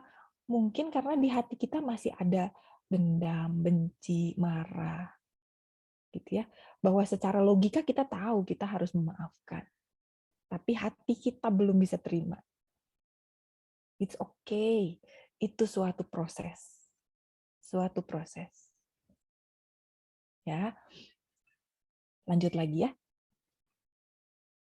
Nah, apa sih yang membuat orang bisa berproses? Ya kayak tadi, mungkin kalau kalian hayati ya, kalau kita pernah mencoba memaafkan, apa sih yang membuat kita kan pasti berpikir ya. Jadi dari kejadian kemarin itu, misalkan ada satu kejadian, terus pertamanya kita nggak bisa maafin. Terus udah gitu, di satu saat terus kita merenung, kita berpikir, ya mungkin kejadian kemarin itu kalau kita pikirkan kembali, ya iyalah mungkin dia juga lagi stres kali, makanya sikap dia begitu sama saya. Oke lah, saya maafin, gitu ya. Tapi dalam hati kita tuh kita belum bisa terima sebenarnya perlakuan dia. Secara logika saya ngerti sih kenapa dia bisa begitu, tapi tetap saya nggak bisa maafin, gitu ya. Nah, terus setidaknya ada penilaian ulang dari masalah itu. Gitu. Dilanjut lagi, ya. Tahap selanjutnya silent. Oh, sorry, yang tadi ya kak ya. Nah, silent forgiveness. Nah, ini mulai rasa marahnya nih menurun, rasa dendamnya menurun, gitu ya. Tapi kita memang belum mengekspresikan apa-apa. Tapi perasaan negatif sudah mulai turun. Jadi logika udah menerima, perasaan mulai menerima, memaafkan.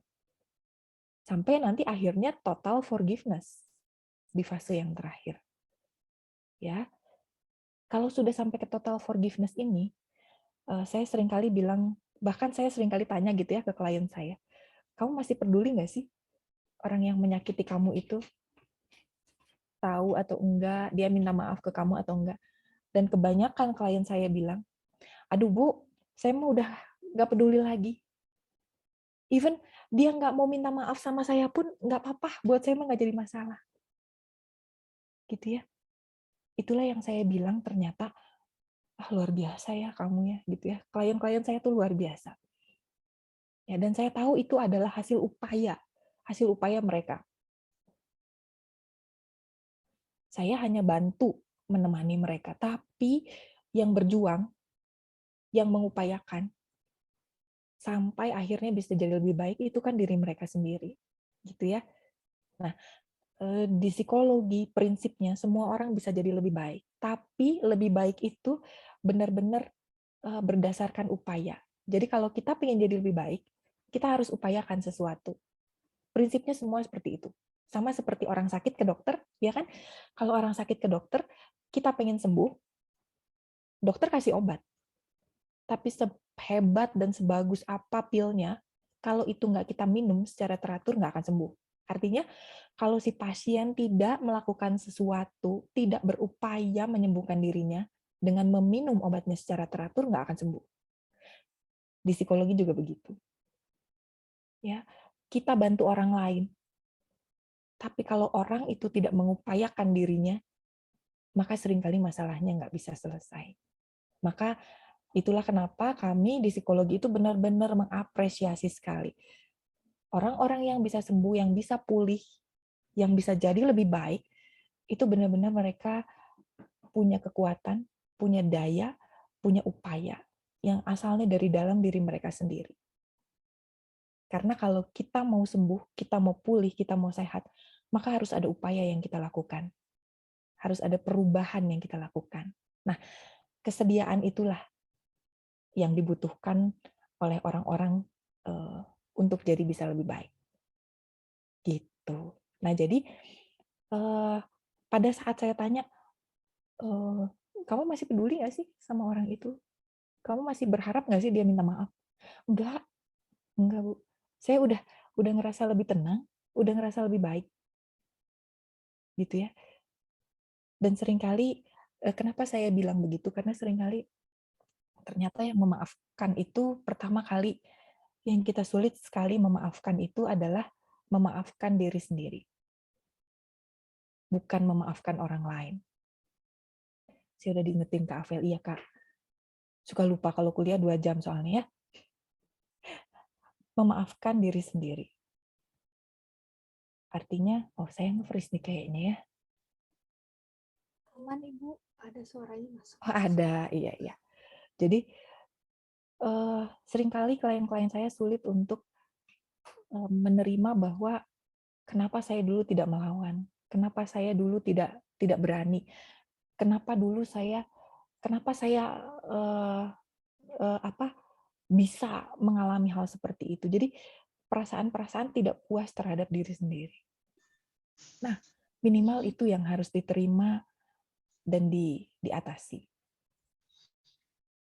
Menerima, memaafkan diri sendiri bahwa saya memang dulu belum punya daya, bahwa saya memang dulu tidak tahu apa yang harus saya lakukan, bahwa saya memang dulu belum cukup kuat, bahwa saya memang dulu dengan kemampuan saya ya itu yang saya bisa lakukan. Tapi saya bisa berubah. Tapi orang bisa berubah. Ya, moga-moga dan saya tidak pernah mendengar kata terlambat. Untuk orang-orang yang mau berubah, hidupnya jadi lebih baik, jadi lebih bahagia, tidak pernah ada kata terlambat untuk mengupayakan. Gitu ya. Oke, next Kak. Oke. Jadi judulnya kesediaan ya. Kita sudah cukup siap belum untuk bersedia mencoba mengatasi rasa sakit, mengurangi pemikiran buruk, minimal terhadap diri sendiri. Sehingga bisa mencoba untuk memaafkan. Ingat bahwa semuanya berproses dan saya menilai keberhasilan klien saya itu bukan dari bukan dari harus bisa memaafkan sampai total, enggak.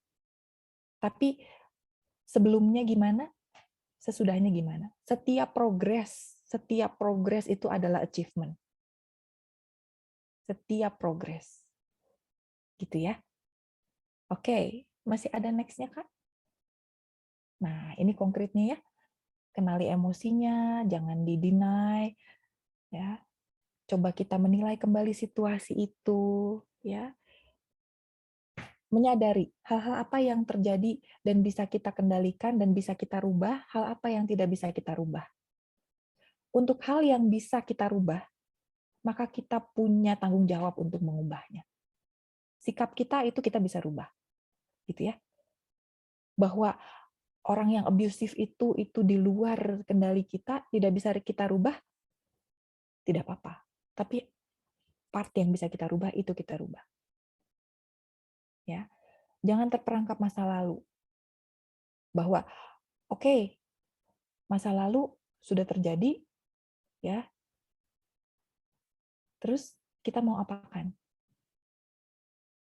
Kamu mau maknakan itu secara positif atau negatif? Gitu ya. Nah, itu yang perlu jadi fokus. Ya. Oke. Masih ada next slide? Nah, langsung saya minta next slide lain ya, karena, nah ini dia. Jadi kalau ada pengalaman, ada tanya jawab, kita bisa lakukan itu sekarang ya, kakak-kakak ya.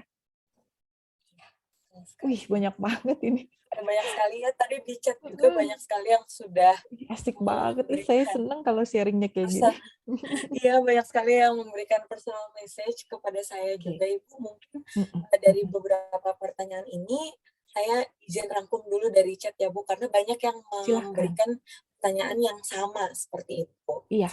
Jadi Maaf ya kalau namanya nggak disebutkan satu-satu ya, gitu. Tapi kami menghargai sekali loh. Iya. ya, saya juga sudah cukup merangkum, ada sekitar 10 pertanyaan yang masuk melalui personal chat di saya. Jadi mungkin itu terlebih dahulu, lalu saya persilahkan untuk yang pertanyaannya merasa belum terjawab untuk raise hand dan bertanya langsung ya. Yang pertama, ada pertanyaan bahwa bagaimana sebagai orang awam, sebagai orang yang berada di lingkungan yang mungkin bukan profesional, bersikap kepada teman-teman atau anak-anak yang sudah mengalami kekerasan, baik secara fisik maupun psikis, dan bagaimana kita bisa mensupport dia untuk pilih menjadi orang yang lebih baik sebagai orang awam. Itu yang pertama. Yang kedua, ketika terjadi trust issue kepada orang lain maupun kepada diri kita sendiri, apakah ada hal-hal yang kita bisa lakukan sendiri?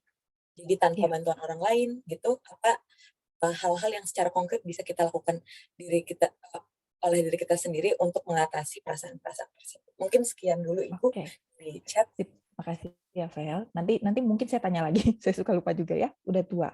Nah, pertanyaan yang pertama, untuk kita orang-orang yang ada di sekitarnya ya. Nah, seringkali yang bisa kita bantu adalah begini, menyadarkan mereka seperti tadi ya, bahwa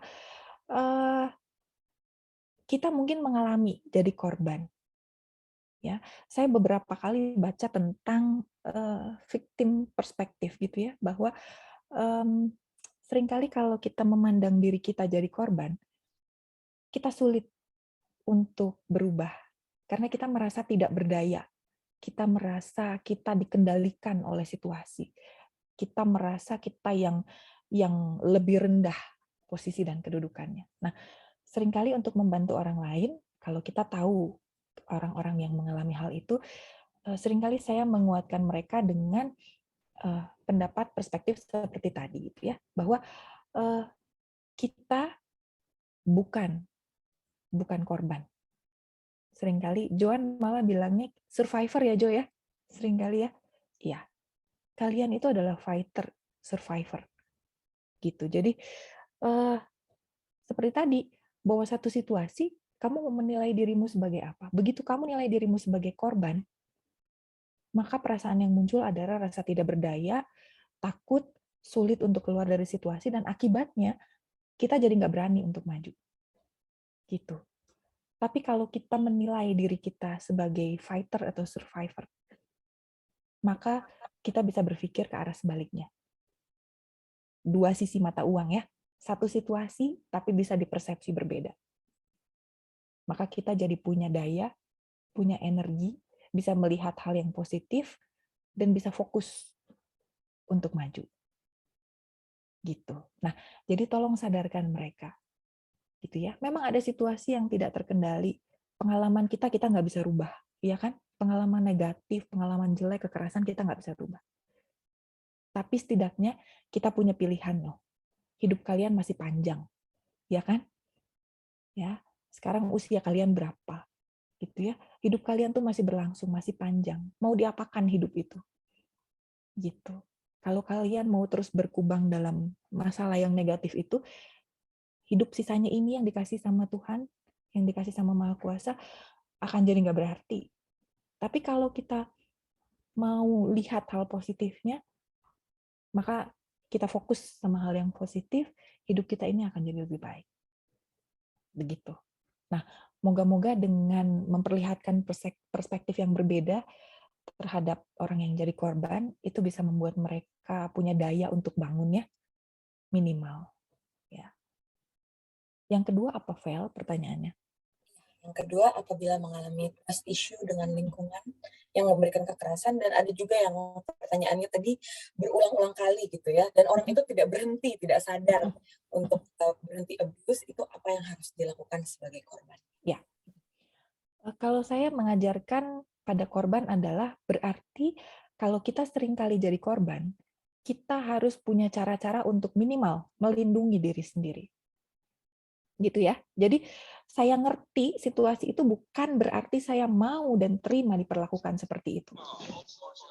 Itu yang penting, ya. Saya mengerti kenapa orang lain melakukan itu pada saya, bukan berarti saya terima jadi korban. Gitu. Jadi untuk para korban, minimal yang harus dilakukan adalah belajar melindungi dirimu sendiri. Ya. Jadi kalau kamu merasa saya nggak bisa lepas dari situasi itu, orang itu tinggal serumah dengan saya, maka pikirkan caranya. Langkah apa yang kita mesti persiapkan supaya kita minimal bisa melindungi diri kita, tidak mendapat perilaku seperti itu. Ya. Apakah kita berusaha untuk mandiri, apakah kita tinggal dengan pihak keluarga lain, apakah cari cara, cari perlindungan. Sambil kita menyusun langkah-langkah gimana caranya supaya bisa lepas penuhnya dari situasi itu. Ya, jadi pikirkan apa yang bisa kita lakukan. Ya, harus belajar bisa melindungi diri sendiri. Itu yang pertama. Oke, mungkin itu, Vel. Moga-moga terjawab ya. Menurut saya sudah sangat terjawab sih, Bu. Terima kasih banyak untuk jawabannya. Untuk Joan, apakah ada tambahan? Iya, Jo. Tambahin, Jo. Kalau tidak ada, saya akan beralih ke pertanyaan lain. Silahkan, Joan.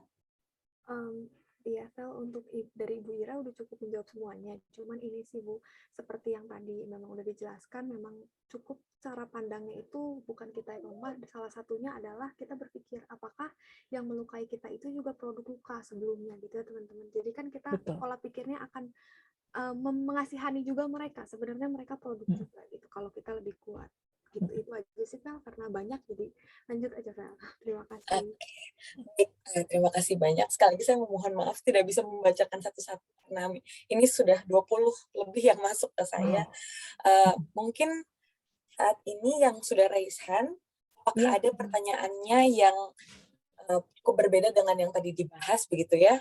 Kalau ada, saya persilahkan mungkin kepada Anissa. Silahkan. Baik, sebelumnya apakah suara saya terdengar? Terdengar, Miss. Kak, boleh sharing session sedikit aja, Kak? Aku mau sharing dikit, boleh, Kak? Sebelumnya, aku juga pernah sharing tentang mental illness aku dulu, tapi ada satu orang kebetulan juga ada di room Zoom ini ngujat aku gitu. Jadi aku khawatir akan kejadian yang sama, tapi nggak apa-apa. Aku mau wanti-wanti di depan apabila dia ngehujat, aku udah ada tameng gitu, udah beritahu kakak-kakak panitia gitu, karena aku takut khawatir gitu kan. Jadi gini, Kak, aku di SD ngalamin yang namanya kekerasan. Itu tuh dari teman aku. Kekerasannya itu berbentuk fisik, di mana setiap kali aku di sekolah, aku tuh sering ditendang di bagian dada, dan kalau pakai baju putih hari Senin itu tuh jejak kakinya tuh berbekas gitu di baju aku, saking keras tendangannya gitu kan.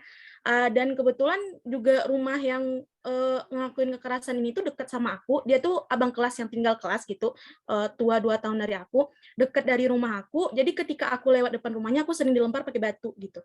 Itu tuh membuat aku nggak mau memberitahu siapa-siapa karena aku didikte sama guru aku. Kata guru aku gini, apapun permasalahan yang ada di sekolah ini, jangan kamu katakan kepada orang tuamu, apalagi ibumu. Karena itu tuh akan membuat reputasi sekolah buruk dan menilai guru tuh tidak memiliki kemampuan untuk mengatasi masalah siswanya gitu, Kak. Akhirnya aku pendam sendiri. Aku pikir pemendaman sendiri itu adalah hal yang bagus gitu untuk diri aku, karena itu udah diwanti-wanti sama guru aku. Ternyata aku salah. Di umur 12 tahun, aku didiagnosa depresi, 3 kali dirawat di RSJ, dengan diagnosa yang sama, karena kata psikiater aku waktu itu, karena aku nggak bisa nerima keadaan gitu, aku lebih sering memendam, dan akhirnya ketika ada waktu untuk menyampaikan, aku lost dan aku kehilangan kendali gitu. Di umur aku yang di SMA, aku juga mengalami kekerasan, tapi itu nggak fisik, kekerasan berbentuk omongan, kekerasan emosional. Aku sering dikata-katain, sering dihujat dan segala macam, dan itu tuh berlangsung selama 3 tahun. Alasannya sama, aku nggak bisa memberitahu kepada orang tua aku. Ada sih aku beritahu beberapa hal, tapi karena aku udah didikte dari SD kalau sekolah bisa menyelesaikan dengan baik permasalahan aku, akhirnya aku pikir ya udah ini ditelan aja gitu. Sampai sekarang 10 tahun aku masih bolak-balik ke psikiater, minum obat, kontrol psikolog dan segala macam. Di 2018 ketika masuk kuliah, aku memutuskan menjadi orang yang baru. Baru dalam artian aku kuliah di kota yang berbeda, dan aku ingin menunjukkan ini adalah Anissa yang kuat, dengan nama Ica. Aku mengganti nama aku Ica. Ica ini adalah sosok yang kuat. Saking kuatnya aku, saat sedikit kata kasar dilemparkan ke aku akan balas 10 kata kasar. Karena aku ingin kuat untuk diri aku sendiri. Karena aku nggak mau kejadian di SD dan di SMA akan terulang kembali. Tapi sekuat-kuatnya aku masih menjadi seorang yang lemah. Karena aku ngerasa itu bukan diri aku. Ketika aku menjadi orang yang kasar dan keras, aku sering lelah, sering capek dan letih karena aku mengeluarkan energi yang cukup banyak, dan terkadang aku juga di ekspektasi tinggi, kayak kuat gitu kan. Kayak gini, ada satu permasalahan orang langsung ngucap, Ica bisa nyelesain dengan maksimal, kan Ica kuat, kan Ica gini, tanpa mereka tahu latar belakang aku gitu. Pernah satu waktu aku ketemu sama pelaku yang melakukan kekerasan itu kepada aku. Kebetulan dia main di kos teman aku, satu kamar kami ada depan. Aku waktu itu lagi serangan panik, lagi minum obat, terus dia terdengar suara ketawanya ke kamar aku nangis kayak bilang, dia masih bisa bahagia, sedangkan aku ini mau minum obat panic attack aku gitu. Aku mau nyembuhin diri aku, sedangkan dia nggak bisa, sedangkan dia masih bahagia gitu. Aku pernah bilang sama dia tuh cuman kayak bilang, dia nggak punya salah apapun sama aku. Aku tuh terlalu lemah menghadapin pelakunya dia. Kenapa orang lain yang ngadapin pelaku dia kuat gitu, mentalnya nggak hancur, sedangkan aku hancur. Salahnya di akunya lemah gitu. Karena aku dicap lemah, aku berusaha menjadi orang yang kuat gitu. Yang menjadi pertanyaan aku, apakah aku menjadi orang yang baru untuk menjadi orang yang kuat, itu merupakan solusi dari permasalahan aku? Lalu yang kedua, bagaimana nanti aku bisa menjadi orang yang hebat juga untuk anak-anak aku, karena jujur aku sangat takut dengan komitmen, karena nanti aku takut akulah pelaku utama dalam kehidupan anak-anakku nanti gitu. Mungkin hanya itu. Terima kasih, Kak. Iya, Nis, saya langsung jawab ya. Oke, inilah yang saya bilang, saya seringkali belajar dari klien. Salah satunya dari kisah hidup Anissa. Anissa, makasih ya kamu berani untuk sharing cerita tentang hidupmu, ya. Dan lihat nggak bahwa itulah yang saya katakan, ini berproses ya. Lihat bagaimana Anissa berusaha untuk mengatasi permasalahan di hidupnya, dan itu puluhan tahun. Benar ya, Nis ya? Nah, tapi percaya atau tidak, Nisa, kamu lihat dirimu dulu dan sekarang, better nggak sih? Itu aja yang saya tanya. Kamu merasa dirimu lebih baik nggak sih sekarang dibandingin dulu? Lebih baik. Ada di satu momen aku ngerasa aku lebih baik. Aku sedikit potong ya, Kak. Aku menekankan momen ini. Aku didiagnos nggak bisa sekolah. Aku tuh disarankan untuk ngambil paket waktu itu karena aku sempat putus sekolah. Tanpa terasa sekarang aku udah bisa nyelesain skripsi aku gitu. Jadi kayak itu tuh sesuatu yang wow gitu dalam hidup aku. Ya, itu luar biasa kan? Itu progres. Itu artinya upaya yang Nisa lakukan, jatuh bangunnya puluhan tahun ini, ada hasilnya nggak, Nis? Ada Nisa. Jangan berhenti. Gitu ya. Itu artinya upayamu yang kamu lakukan untuk berproses itu berhasil. Bahwa belum bisa pulih sepenuhnya, it's okay. Nggak apa-apa. Karena memang begitu. Bukan hanya untuk masalah forgiveness aja. Nanti kalau kita lihat ya, masalah psikis, setiap orang tuh punya beban psikisnya masing-masing. Ya kan? Kita ngerasa kita punya keanehannya sendiri-sendiri. Dan saya sering kali bilang sama klien saya, apapun masalahmu, percaya atau tidak, masalah yang paling berat yang kita alami dalam hidup, itu bukan dealing with other people, tapi dealing with ourselves. Dengan diri kita sendiri. Perjuangan yang paling berat dalam hidup adalah gimana kita bisa melawan diri sendiri. Maksudnya apa sih, Bu, melawan diri sendiri? Melawan kelemahan diri sendiri, melawan ketakutan diri sendiri, melawan pengalaman yang tidak menyenangkan yang kita alami, melawan hal-hal yang melemahkan kita. Itu adalah perjuangan. Gitu ya. Jadi cara ngeceknya adalah kayak tadi. Renungkan diri kita dulu dan sekarang. Kalau diri kita sekarang lebih baik, artinya hargailah dirimu sendiri, itu hasil usahamu. Artinya kamu sudah berhasil jadi fighter. Ya, bahwa masih berproses, iya, setuju. masih berproses dan akan selalu butuh proses, nggak bisa sekali selesai. Gitu ya Nis ya. Jadi jangan patah semangat, lihat yang upaya yang sudah kamu lakukan itu berhasil Nis. Ya, lanjutkan itu, jangan nyerah. Ya, oke, itu mungkin yang bisa saya jawab. Waduh, masih banyak yang resen. Masih banyak sekali dan yang di chat juga tidak berhenti Bu, masih terus masuk terus pertanyaan yang baru. Ini Joan juga bantu jawabin tuh. Ya, moga-moga itu bisa membantu juga. Ya, sebenarnya waktunya sudah habis untuk sesi tanya jawab. Saya mohon maaf sekali. Namun apabila Ibu Ira dan Kak Joan berkenan, apakah nanti boleh dijawab dan di-share mungkin jawabannya, nanti saya akan rangkum semua pertanyaannya. Boleh, Nanti boleh. dapat dijawab dan dikirimkan melalui kolom chat ya, teman-teman sekalian. Iya. Mohon maaf sekali tidak bisa semuanya bertanya karena keterbatasan waktu, tapi nanti kalau bisa kita akan follow up sehingga semuanya mendapatkan jawaban untuk Iya. webinar. Ini masih tergabung di WA group nggak? Ya, Di WA group audience. Mungkin ya Bu ya. Jadi bisa kalau mau nanti biar kami coba jawabin dan kami taruh di WA group gitu ya jawabannya ya.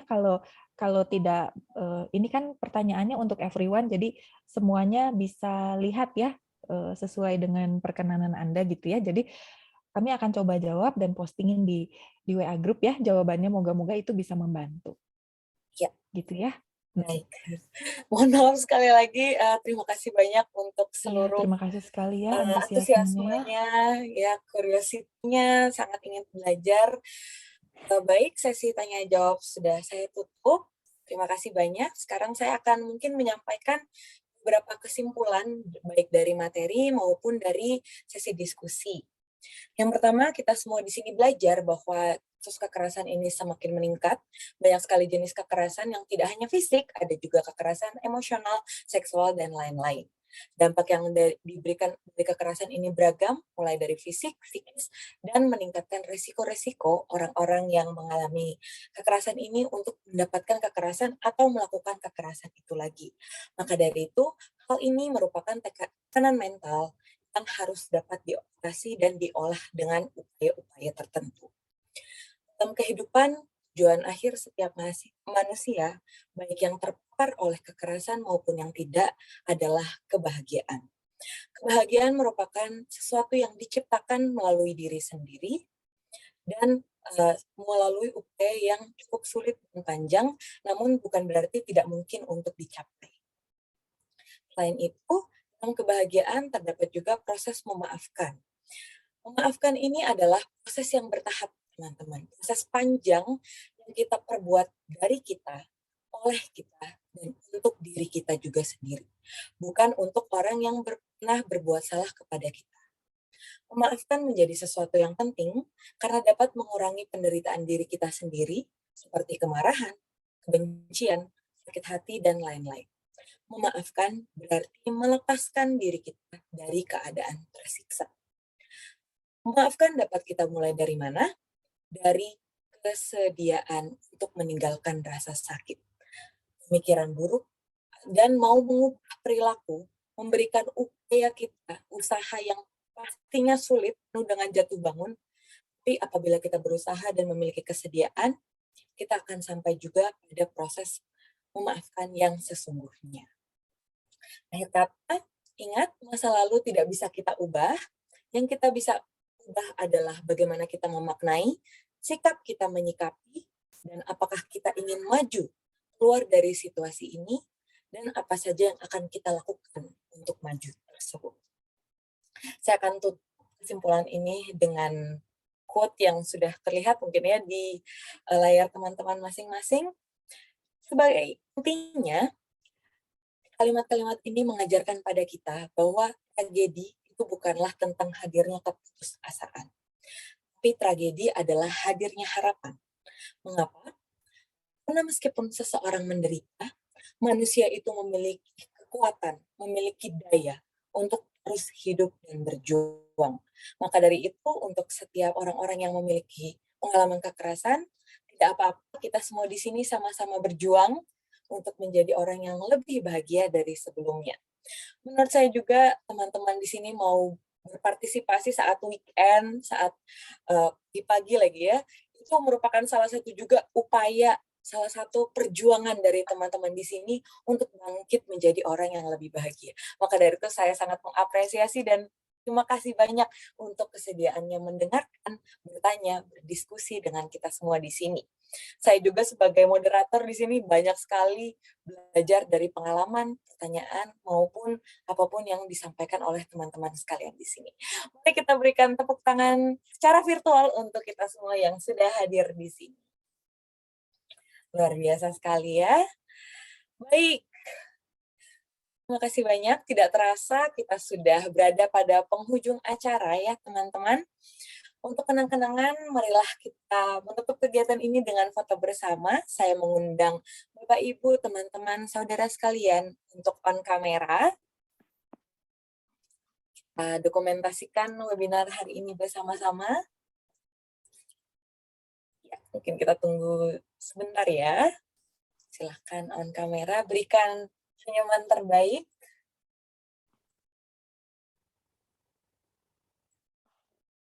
Ya, senyuman-senyuman yang sudah siap menjadi lebih bahagia lagi ya tentunya dengan ilmu-ilmu yang sudah didapatkan.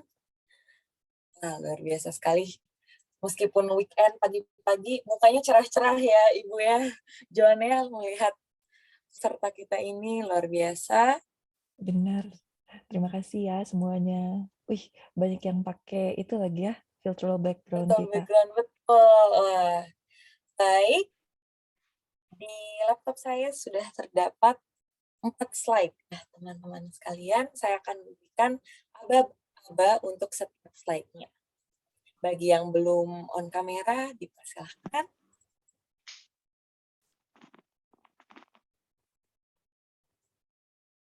Baik, saya akan mulai. Untuk slide pertama, 3, 2, 1. Baik, untuk slide kedua, masih ditunggu untuk menyalakan kameranya.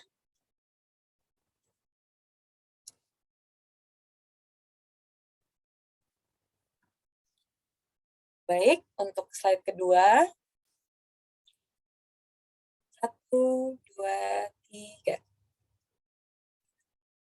Oke, terima kasih banyak. Untuk slide ketiga.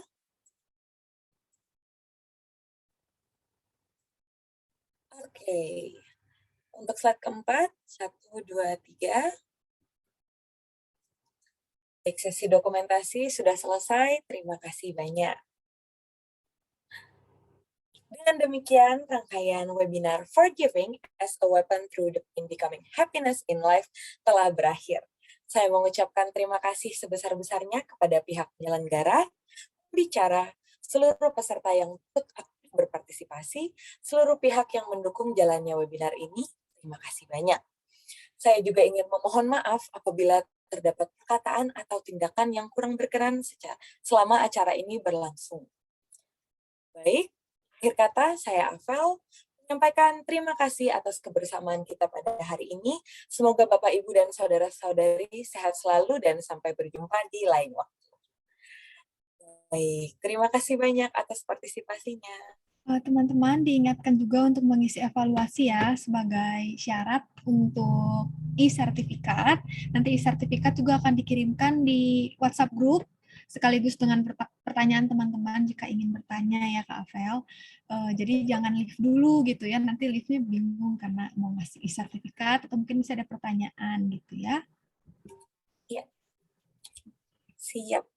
Terima kasih banyak teman-teman. Jangan lupa itu sudah di kolom chat ya, sudah dikirimkan link evaluasi sebagai persyaratan untuk mendapatkan sertifikat.